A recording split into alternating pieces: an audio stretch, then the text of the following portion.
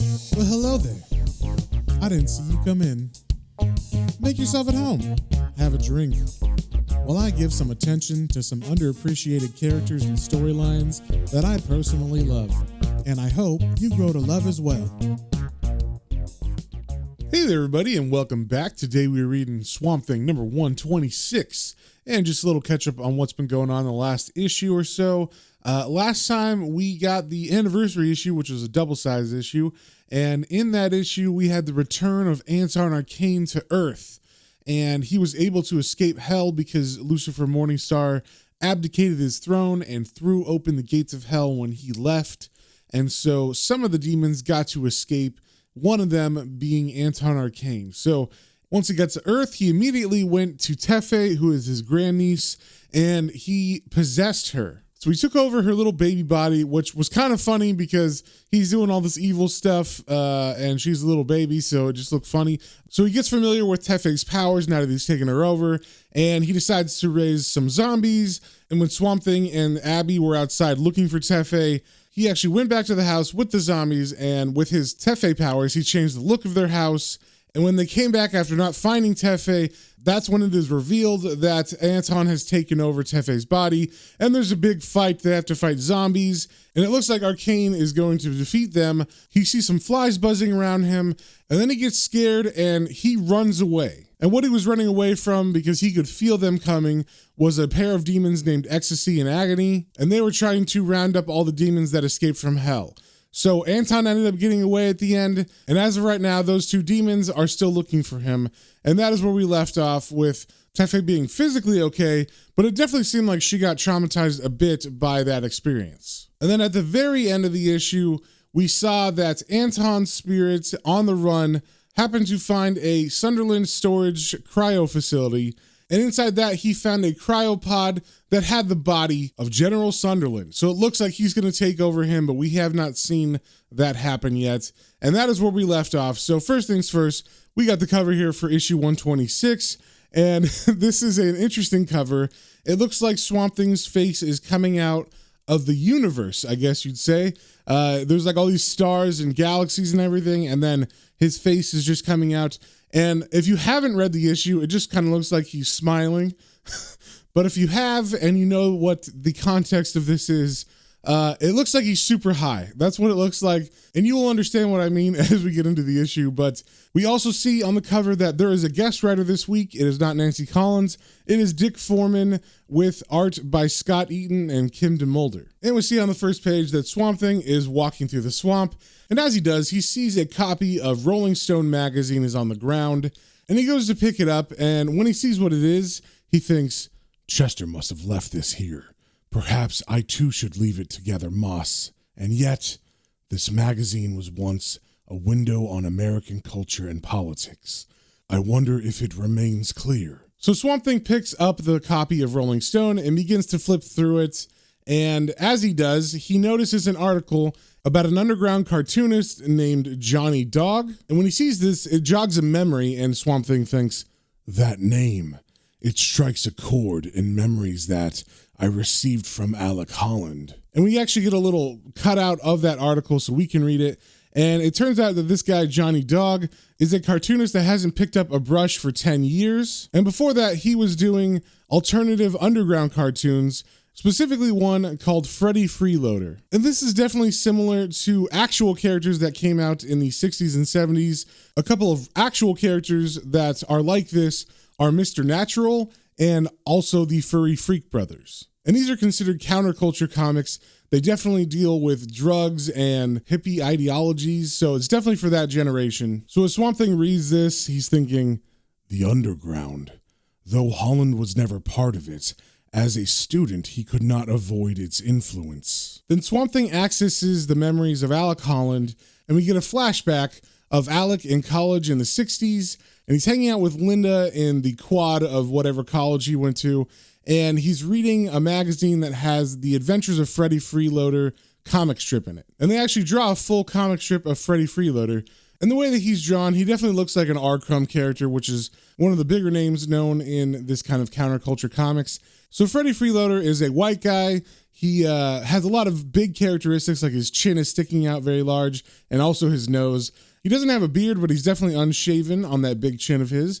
He also wears a small pair of round glasses, so that's kind of John Lennon-ish, I guess. And then he has long, frazzled hair, and he dresses really casual, just wearing jeans and a shirt with a star on it. And we see at the top of the comic, he's holding out his hand and he's saying, "You got any spare change, man?" And I won't read the whole comic, but the part that pertains to this issue is a character named Mescalito, who looks kind of Native American, helps put Freddy Freeloader back together after he was chopped up for some reason. And the way that he does this is he gives Freddy a pipe to smoke, and I say his head because his body has been split in a bunch of different parts. And once he's high, his body is able to pull itself back together. Then we pull back from the comic as we see Linda say, "Alec, you read that stupid cartoon every week. It's so infantile. What do you see in it?" And Alec says, "Gee, I don't know, Linda. There's just this sort of hidden depth in it sometimes. Like this one. My studies have shown me that there's a healing power in nature, like when you grow a plant from a cutting." And then Linda begins to laugh, saying, "Oh, Alec." And Alec says, "What? What's so funny?" And she answers, "Flower power?" And then the memory goes away and we see Swamp Thing is still staring at the magazine and he's thinking, "That moment was the starting point for a life's work. Holland's quest for the biorestorative formula and my genesis. I cannot say for certain. Holland's inventiveness, his eye for possibilities that none had seen before. These two might have placed him on the path. And yet, the work of Dog and others like him was designed to create a sense that anything might be possible, that humanity was too hidebound by rigid modes of thought. Some of that infused into Alec Holland, quickening him, changing him." And then thinking about the article and what it said about that cartoonist that Alec used to like, Swamp Thing thinks, "What ails this cartoonist now, I wonder? Modern times are hard, even for his greatest contemporaries, but men of vision and their creations are still needed. If Johnny Dog has lost his inspiration, if his visions have lost their edge, perhaps I should return the favor he once did for Holland. Perhaps there is something I can restore for him." Then we see the name of this issue is called The Big Picture. Then we cut to the cartoonist Johnny Dog as he sits in his house in the middle of the desert, and it is completely desolate. There's nothing around his house for miles. And we see he's sitting on his porch and he's smoking and drinking a beer, and he's reading a newspaper that says, "Bush gets tough with Libya." And then the headline underneath that says, "Clinton stands behind Arkansas's death penalty." So that's talking about the first President Bush and the future President Clinton when he was just the governor of Arkansas. And we also see on this table that he's trying to draw a new version of Freddy, a more modern one. And we see it looks like the Freddy from before, but he looks a little bit older. He's wearing a suit instead of a t-shirt and jeans. And he's shaven now, so his chin doesn't look all stubbly. He's not wearing glasses, and now his hair is neatly coiffed. And we see some notes written in the margins, and they say, "Older, wiser, a yuppie." Then we see the designs crossed out, and in big bold letters written over the top of that, it says, "I don't want to draw no goddamn yuppie." So it seems that Johnny Dog is having some trouble updating his character for the 90s. And in these panels, we also have a piece of script from an original issue that was called Freddy Freeload and His Amazing Time Machine. And we see it says, page 2, panel 5, Freddy. "Wow, so this is the 90s? You got any dope, man?" Future person. "Certainly, Freddy Freeloader.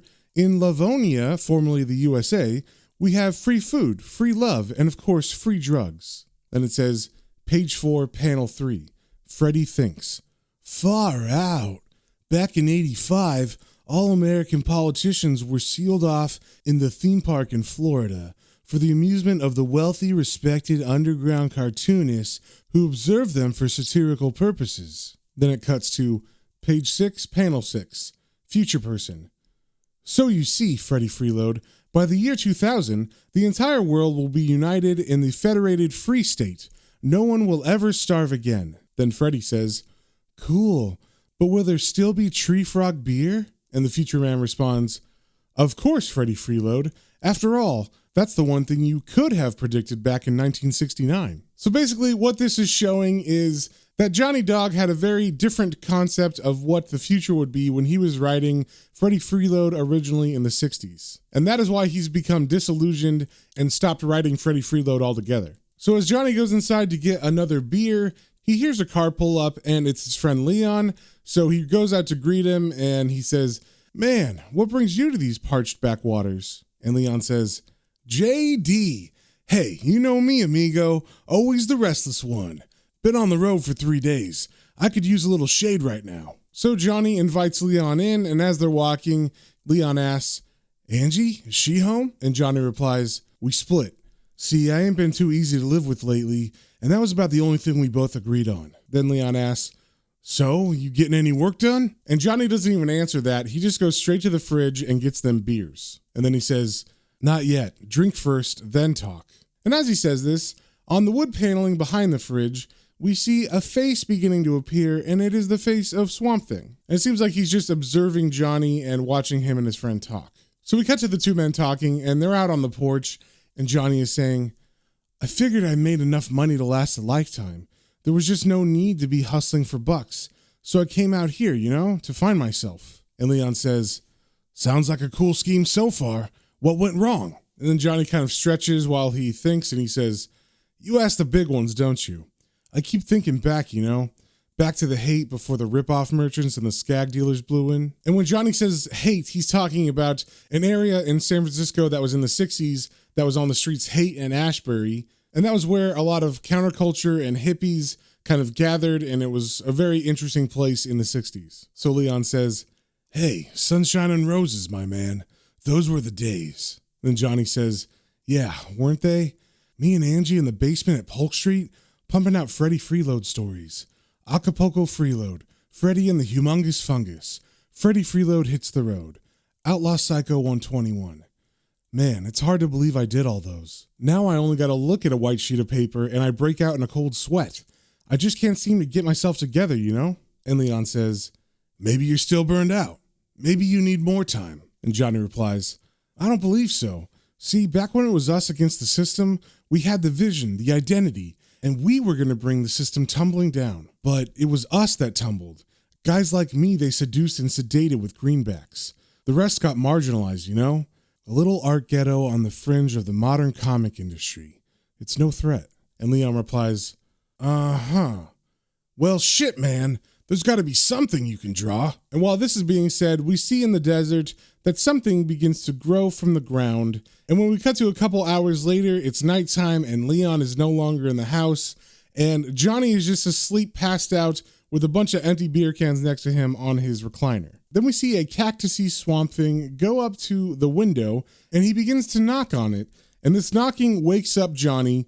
And Johnny looks and he sees Swamp Thing, and Swamp Thing just turns away like he's trying to lead him out to the desert. So Johnny gets his flashlight, and I'm not sure if he actually thinks he really saw something or maybe it was a vision or something, but as he's walking and he's turning on his flashlight, the second it clicks on, Swamp Thing is standing right in front of him. And Swamp Thing has a pretty cool design because he's grown from cactuses, which is new, but he's all green, but his skin looks like the skin of a cactus. And then he's got all these little bulbous offshoots that are prickly pears, I guess, that have grown off of him. And over these panels, we're getting the last words that Leon told Johnny, I guess to give him inspiration, but these are actually lyrics from the Jefferson Airplane song White Rabbit. So Leon tells Johnny, "When logic and proportion have fallen sloppy dead, remember what the dormouse said, feed your head, feed your head." So when Johnny first sees Swamp Thing, he thinks he's fake and he says, "Hey, this is some kind of put on. You're just a big guy in a Mescalito costume, right?" Referencing the Mescalito character from his old Freddie Freeload comic. And Swamp Thing answers him, "That I am, and yet I am more than that. Come closer. Test me with your senses if you wish." So Johnny begins to feel up on Swamp Thing's chest and he says, "Sure. Holy shit. You're for real. You're Mescalito. I gotta be dreaming." And Swamp Thing says, "All states of existence can be linked to dreams, Johnny Dog. Whether you are awake or asleep is of little importance. I have come to offer you a vision. And Johnny says, What? Here? Now? And Swamp Thing replies, what better time or place? Then Johnny says, figures. What do I have to do? Then Swamp Thing reaches up to his shoulder and there's a little growth on there and he plucks it off and he hands it over to Johnny and he says, eat of me. And Johnny looks at them and he says, man, I've never seen buttons like these before. And Swamp Thing tells him, they are ready to be consumed. So Johnny takes them and then nothing happens. And Swamp Thing says, let us wait out here. So they get a fire going and they're sitting in the desert cross-legged around it. And Johnny is gripping his stomach like something's going on. He does not feel right. And he turns around and he begins to vomit saying, oh God. Then as he wipes his face off and he turns around, he says, Jesus, hope I kept enough of it down, enough to. And as he looks back at Swamp Thing, he sees an aura of pink begin to form around Swamp Thing and his body looks all fuzzy. And the fire is also pink and it has bright pink diamonds floating in it. So it seems the drugs have definitely begun to kick in. So the first thing that really happens is his sensory perceptions begin to go all crazy. We get a couple examples of this in separate panels. So the first panel has to do with his eyesight. It seems he can see crazy things far away, and the narration says, distance, the immensity of distance, each sand grain an entity, in billion-fold, extending from far horizons to the scrubby ground around me. Me? Query, what is the I that thinks it's a me?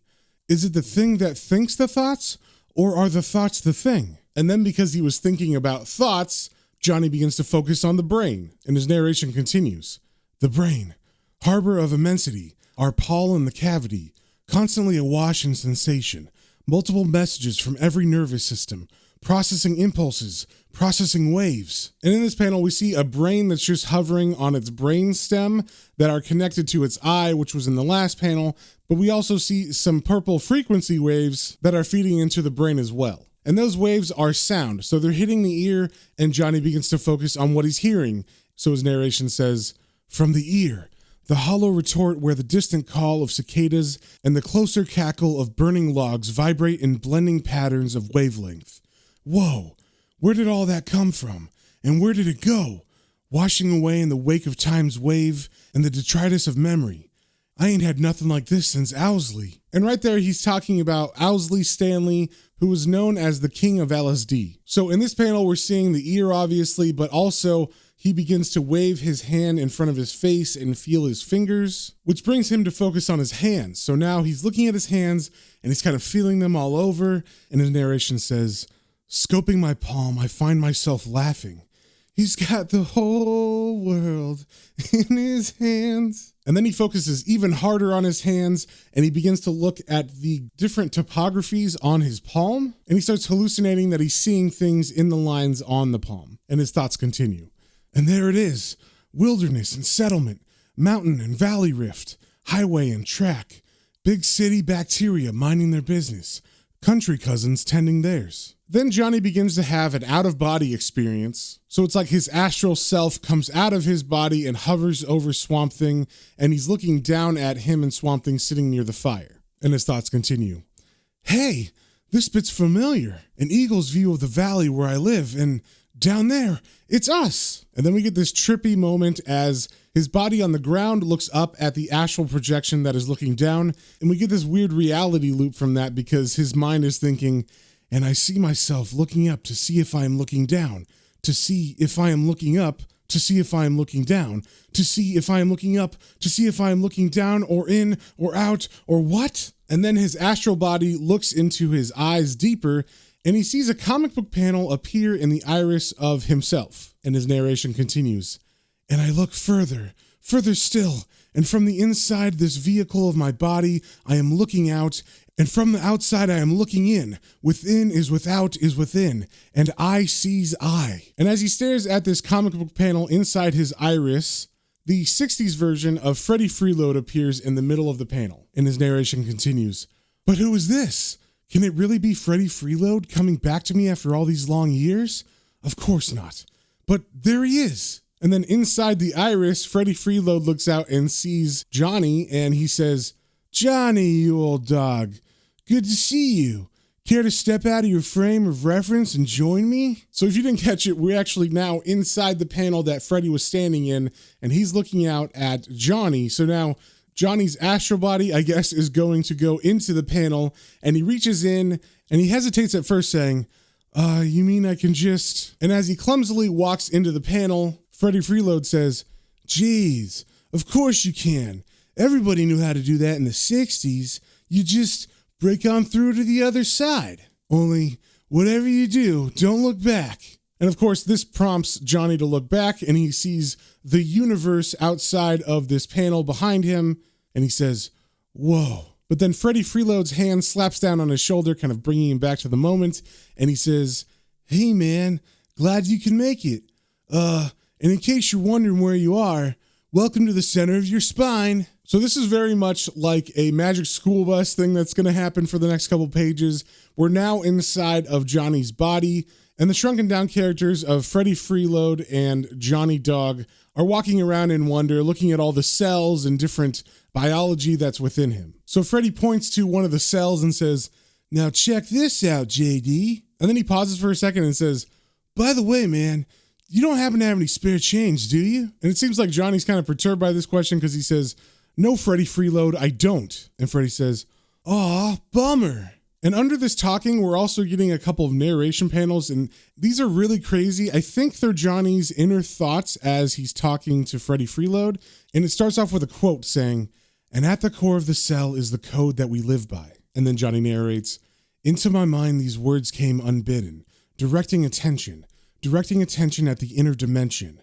Although rhyming these words wasn't my intention. I find I've moved into another extension, DNA, the double helix. So the next couple panels begin to bleed into one another, and we bleed from the cells and his biology into double helixes of his DNA. Then we zoom in on the double helixes, and we're seeing the really close up, like microscope version of a DNA. And it looks like the columns inside of the double helix have carvings or circuitry on them. It almost looks like a piece of sci-fi tech. And the narration continues.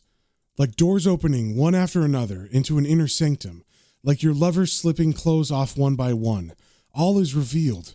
All is revealed. Then that panel of DNA fades into a bunch of books onto a bookshelf, and they're all books labeled something to do with the body. So one of them says a compendium of nerves. Then the next one is digestion made simple. The next one says how to be an effective kidney. So it seems like it's suggesting that these books are the building blocks that the DNA uses to build the body.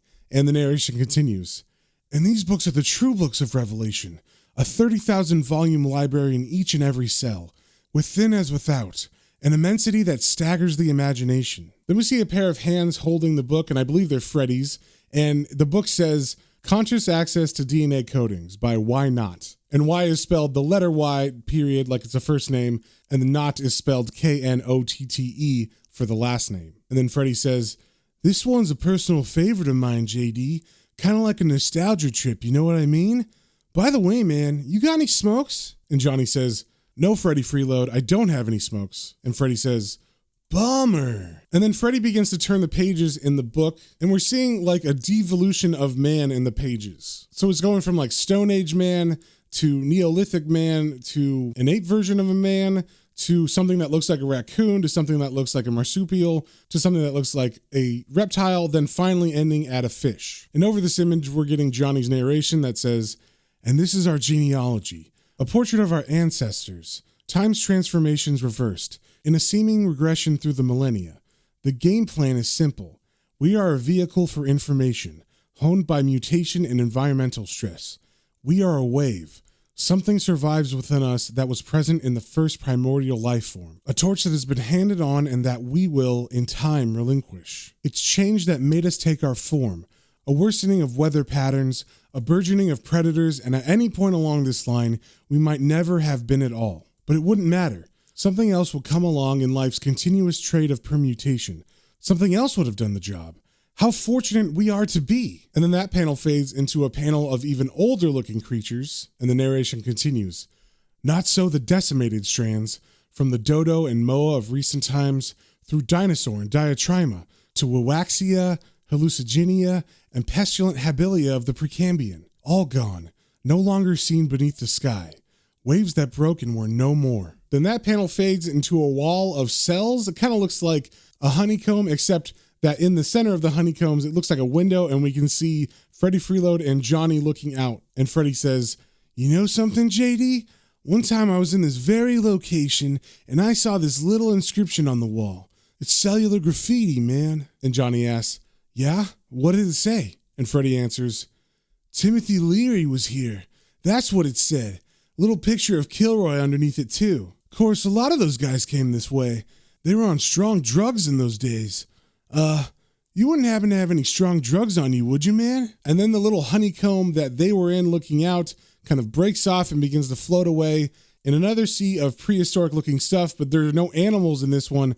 It looks full of bacteria and microscopic organisms. And then Johnny answers Freddy saying, "No, Freddy Freeload, I wouldn't have strong drugs." And Freddy says, "Shit, what kind of underground cartoonist are you anyway?" And Johnny's narration continues. "Now life can only be described by the microscopic. Cells in clusters, tinier than lichen. Cells in singularity.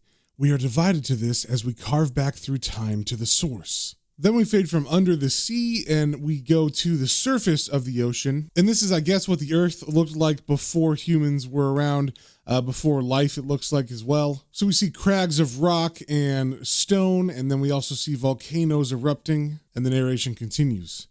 "Now my consciousness rises, breaking through the water's surface, to the humid, tainted air of the Proterozoic world, to the hot ash-choked sky." Then we fade into the skies above the volcanoes, and we see floating in the ash clouds above, there are these atomic structures. And when I say atomic structures, I mean it looks like the model of an atom from a science class, where you have a nuclei, and then you see different orbiting electrons around it, but there's hundreds of them in the sky with them. And the narration continues. "And once again, the frame is changing, dimensions enlarging with breathtaking rapidity. No roller coaster ride can compare to this. No adrenaline thrill could be so extreme as the dive through the lens to the universe at the heart of matter." So it looks like we've gone subatomic and we are seeing a bunch of atoms in the air. Then we move closer and closer to the nuclei in the atoms. And when we do, we see that surrounding them, which looked like electrons before, is actually a planet that looks like Earth. So then we start focusing on this planet, and the narration continues saying, "With what kind of eyes do I witness this? It feels like forever since the journey began. Have I changed? Have I become some sort of new form of creature with senses cascading through dimensions and millennium? Aboard the Electron, continents shift in tectonic flux. Imagine a film of accelerated flower growth. Imagine the effect multiplied by millions. Then, close to the point of genesis, let the speed drop away to the rate of a more familiar temporal cycle and descend to a pocked Archean landscape, an infant Earth." Then we zoom in on the surface of that new infant Earth, and we see Johnny Dog and Freddy Freeload are already there. But the Johnny we've been following is looking down on them, and he thinks, "Uh-oh, looks like Johnny Dog and Freddy Freeload got here first." Then we cut to the Johnny that we were just looking down on, who is standing on the surface of the infant Earth, and he's looking up back at, I guess, the him that we were following before. And now we're with this one that's on Earth, and so this Johnny on this infant Earth says, "Did you see something up there? Something looking at us?" Then Freddy says, "Nothing but sulfur clouds, old buddy. If you're getting paranoid, you should take some tranks. That is, if you got any on you, man." And then immediately Johnny says, "No, Freddy Freeload, I don't have any. Why do you keep doing this routine?" And Freddy answers, "Don't know, man. Bummer, ain't it?" Then as they stand there, we see there's a flash of light that fades from the panel they're in, and we get this cool design that I guess is the representation of all life on Earth, but in a stratified chart. So it kind of looks like a family tree where you have one person up top, and then it branches to 2 people, then it branches to 4 people, then 8 people, and so on and so forth. But this family tree all leads to a giant Swamp Thing head. And the narration continues. "Suddenly, I'm into another flash. This is the principle. 1, then 2, then 4, then in an endless bifurcation. This is the tree of life. All of the richness, all of the immensity observed on this journey, all has its root in absolute simplicity, in oneness and oneness alone." Then we get a panel that's the reverse of that family tree, where we see Swamp Thing's head first, and then the tree narrows down to one single point, and the narration continues. "Then the reverse. Binary division, binary multiplication. All possibilities are contained in this. Then we see Johnny and Freddy staring at a green sunset. And we get a little repeat of what happened in the earlier part of this page, where Johnny says, "Whew, did you just see someone then? Someone looking at us?" And Freddy says, "Nothing but the sunset, old buddy. JD, didn't we just do that routine already?" Then we leave the surface of Earth and we begin flying towards the sun, and the narration continues. "And I'm off again, careening into the sun, soul, the great golden fountain of life, sustenance, and energy, the subject of our human worship and imaginings, the source of gods." Then we fade into a bunch of godlike figures surrounding a really bright light, and coming from that bright light are like rays shooting out. And then as we zoom in on those rays, we see that there are particles inside of the light. And in those particles, we see Johnny and Freddy freeload. And it's kind of like they're in a vehicle from Capsule Corp or something riding through space. And the narration continues. "And their thoughts, its thoughts, are neutrinos pervading all. Unimpeded by gravity or magnetism, they penetrate the seeming solidity of all material things. The earth is so much mist through which they pass. Unbound by the electromagnetic spectrum, they exceed the cosmic speed of light itself. We continue our journey faster than light and backwards in time." And then inside the little particle, we see Freddy Freeload turn to Johnny and say, "Hang on to your skull, JD. We're heading for the big one." Then he pauses for a second and says, JD, I'd just like to take this opportunity to say that I really respect you for creating me back in the 60s. I had some great adventures, man, really. But, you left me behind, JD. You moved on. Maybe it's better that way, you know?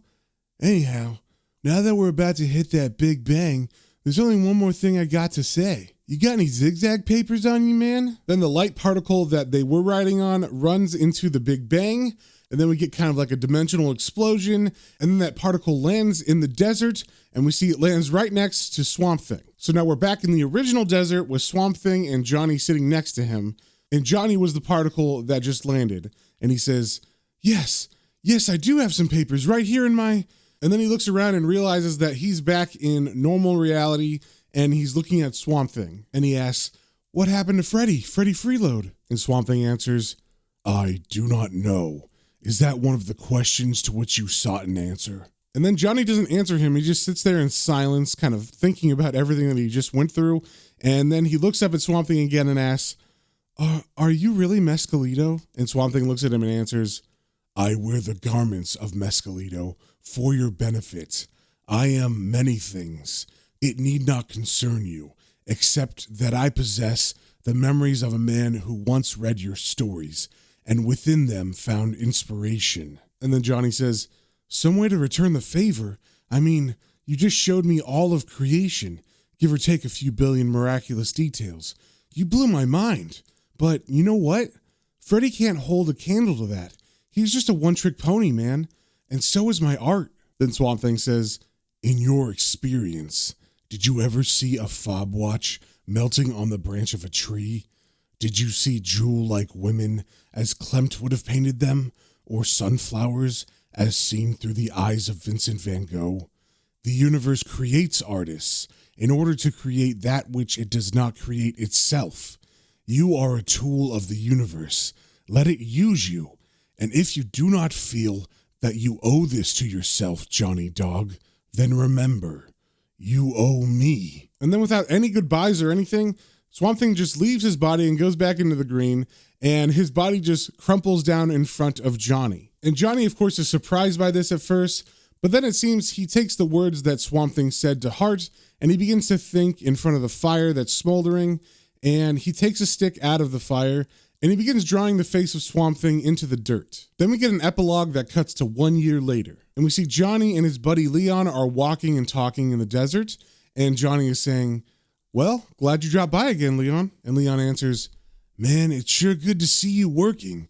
Last time, amigo, you were a wreck." And then we see at Leon's feet, there's one of those atomic particles like from the vision during Johnny's trip. So apparently Johnny has been making little models of these atomic particles and leaving them out in the desert for people to find. So Leon looks down and picks it up and says, "But I never expected you to be doing stuff like, ha, there's another one." And Leon bends down to pick it up. And as he does, Johnny says, "Hey, those are real easy to make, you know. I just leave them lying around in the desert for people to find. And then Leon adds, when they come looking for your, bigger pieces? And Johnny answers, that's right. Then we get a panel that's a little bit farther away from them, and we see more sculptures that Johnny has done that are a little bit bigger than these atomic models he leaves in the desert. Then Leon asks, so, Johnny Dog, what happened? What was it that got you making all this stuff out here? And Johnny answers, panels, man, frames. What happened was I realized they were too small for me. Too much of a limit, you know? I had to get outside of them to see it. So I needed an art that had the same effect on other folk. An art that got them into seeing the bigger picture. Then we cut to a couple minutes later while Leon is driving away. And as he drives away, we see in the background what he was talking about with some bigger stuff that Johnny's been doing. And what it is a giant rock carving, kind of like Mount Rushmore. It's basically one of those rock spires that stands alone in the middle of the desert. And he's taken that and he's begun to carve Swamp Thing's head in it. But like the whole rock is Swamp Thing's head and shoulders. So I guess that's Johnny's new project and he's not doing comics anymore. And with that, that is the end of the issue. And I gotta say, this was a really interesting issue. At first, I wasn't sure if I was going to like it because I really wanted to continue with the story that we had just finished with Arcane and him possessing General Sunderland's body. But this ended up being a really cool standalone issue. And one thing I really liked about it that you guys couldn't see, and it was really hard to explain, but once Johnny's drug trip started, each section was a double page spread that had 3 horizontal tiers. So I would turn the page and there would be 3 horizontal tiers. But the cool thing was you could literally cut those tiers up from each page and string them together because they were one continuous long art piece. That's why I kept saying they would flow into the next section because they literally flowed. Like even the word balloon tails would be at the end of the top horizontal section. And then the word balloons that they would be connected to would be at the start of the middle tier of that page. And it did that for like 6 pages. So that would be a very cool thing you could do is find an old back issue of this that looks kind of ratty and you don't care about and cut those pages into the different horizontal sections and then tape them together so you'd have one really long continuous panel of some guy going through a crazy trip. So I thought that was pretty cool, and I hope I explained it well enough, but it would have been really hard to do that while I was trying to read and explain what was actually on the page because the visuals were insane as well. So with that explanation, I hope you guys had a fun time listening to this. If you have any comments, questions, or suggestions, you can email me at planestrains.and-comicbooks, all one word, @gmail.com. And until next time, remember to stay swampy.